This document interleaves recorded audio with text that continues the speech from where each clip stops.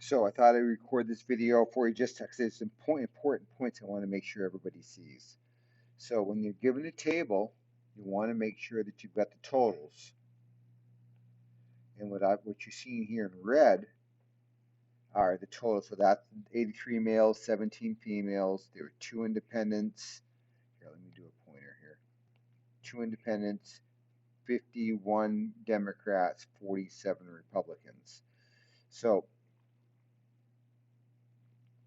what we want to do is, and then of course there's 100. The table total is 100 people, right?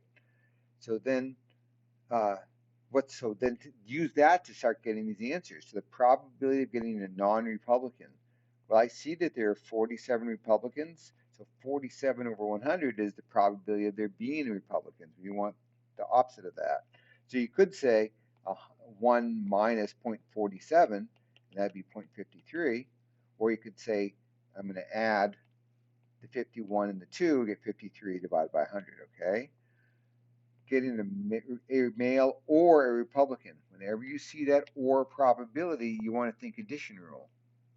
So the probability of A or B, let me get parentheses around that, is the probability of A plus the probability of B minus the probability of both A and B. And if A and B are mutually exclusive events, that's 0, so we don't have to worry about that. But this case, we do have males that are Republicans. So to follow the formula, we're going to say, here, let me get it ready going. I'm going to say 47 out of 100 is the probability of somebody being sorry, let me reverse. Just a minute here. Let me change this up. So we have 83 males. So 83 out of 100 plus we have 47 Republicans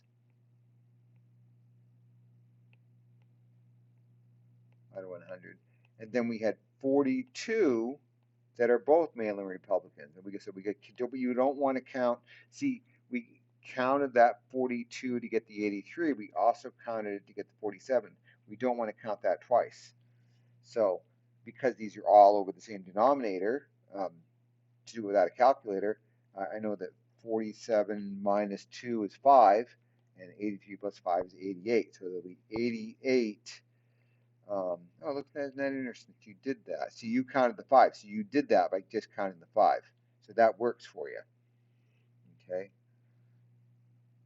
But just make sure if it was something more, if it was just probabilities, you want to make sure you do that subtraction. Okay. Hint, hint. You're gonna see that. So C, getting a Democrat given that the senator is a female. So now this is one of those conditional probabilities, and we're only interested in the people that are the people that are females. Okay, let's get rid of this. Here, I'm going to clean that all up. I'll draw my line back in.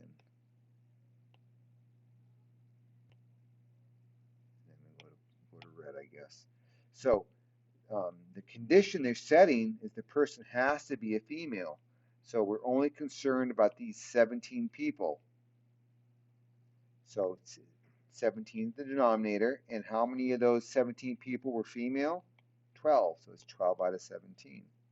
Okay, that's what a conditional probability means. We aren't concerned with the other group of people. What you found, well, let's see, where'd the 17 come from? Oh, you said female over Democrats. Yeah, see, you found a different probability. You found the probability of what you found is you found the probability of a female or a Democrat. Okay, we want and or given. Okay, now getting a female given the center is a Democrat. It's a different set of people.